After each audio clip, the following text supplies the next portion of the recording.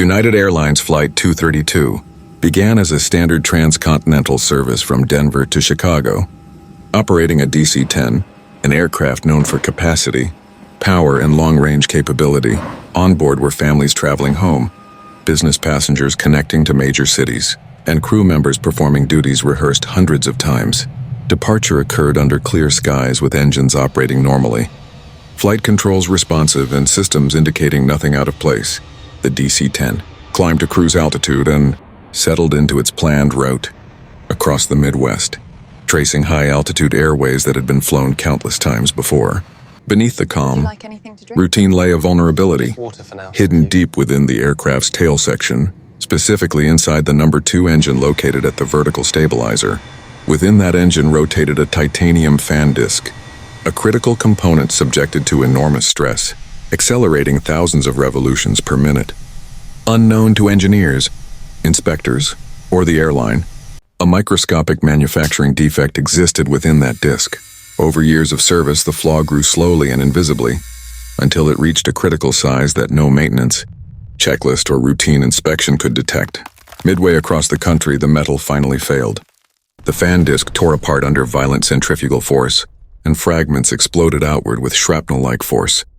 This disintegration severed hydraulic lines inside the tail structure. Hydraulics were the lifeblood of the DC-10's control surfaces, powering the movements of ailerons, elevators, and rudders. When all lines ruptured simultaneously, the aircraft lost its ability to command these surfaces.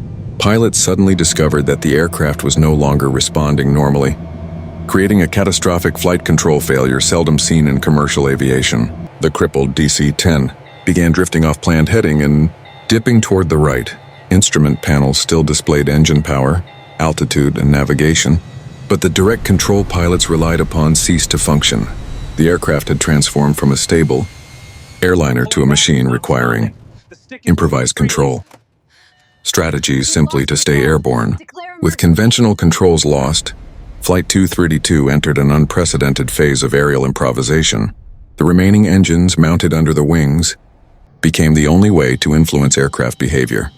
Adjusting thrust on one side accelerated roll or yaw, while equal power maintained limited straight-line stability.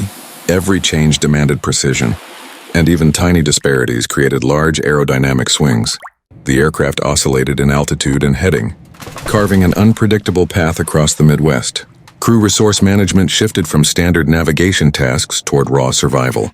Structural damage also caused secondary systems to behave unpredictably.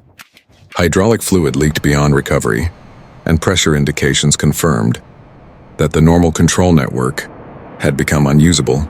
The DC-10 was still flying, yet it was doing so without the engineered redundancy that historically ensured passenger airliners remained safe under component failures. Flight 232 descended gradually as power adjustments failed to yield controlled altitude holding. Airspeed fluctuated, and the jet developed a persistent right turn, forcing compensation through asymmetric engine output. The aircraft drifted toward Sioux City, Iowa, a regional airport with a runway and emergency services capable of supporting an unscheduled major aircraft arrival. Controllers cleared airspace, directed other flights away, and initiated mass casualty preparedness procedures on the ground. Emergency teams mobilized beyond normal capacity. Fire units positioned along anticipated landing paths. Hospitals initiated trauma triage preparation. Transport vehicles staged to move wounded instantly. Communities across the region braced for an outcome uncertain to yield survivors. Passengers experienced the uncontrolled motions of the aircraft, the vibrations of damaged structural components, and the abrupt course changes as power adjustments battled gravity. Cabin lights flickered as systems shifted electrical load. The DC-10 fought physics, aerodynamics, and structural limitations in an attempt to reach an environment where landing, controlled or not, would become possible. Approach to Sioux Gateway Airport occurred under degraded conditions bordering on uncontrollable. Engine thrust inputs generated oscillations known as phugoid cycles, propulsion-driven altitude surges followed by drops. As the runway aligned visually, the aircraft descended faster than normal parameters allowed. Every second required balancing speed sufficient to fly, but not so great that impact forces exceeded survivable levels. Touchdown came with the right wing low, The wingtip contacted the runway surface and sheared structurally. Fuel tanks ruptured on impact, spilling and igniting atomized fuel across the landing area. The aircraft pivoted, dragging the wing and destabilizing the remaining structure. Nose section collapsed, and fuselage segments fractured under dynamic loads beyond design calculations. Momentum carried the aircraft through uncontrolled ground travel, breaking into multiple fuselage sections. Some compartments crumpled, others separated cleanly, creating survivable voids that protected passengers. Fire erupted immediately as spilled fuel encountered sparks and heat. Rescue crews positioned along the runway rushed toward debris, while flames and smoke began rising across the crash field. Move! We need a backup. Not all passengers remained within fuselage fragments. Some were ejected due to structural breakup, landing outside primary wreckage zones. Survival outcomes varied by cabin location, restraint use, and energy absorption characteristics of the section surrounding each passenger. Despite the violence of ground impact, dozens survived the initial crash forces. Quick response from pre-positioned emergency units enabled critical care to begin moments after the aircraft came to rest. The crash of United 232 became a defining event in aerospace engineering and aviation. Safety doctrine, survival of any passengers in a near-total control loss event shocked analysts. Investigators traced the failure to the microscopic defect within the fan disc and concluded that current inspection technologies were not capable of detecting such flaws.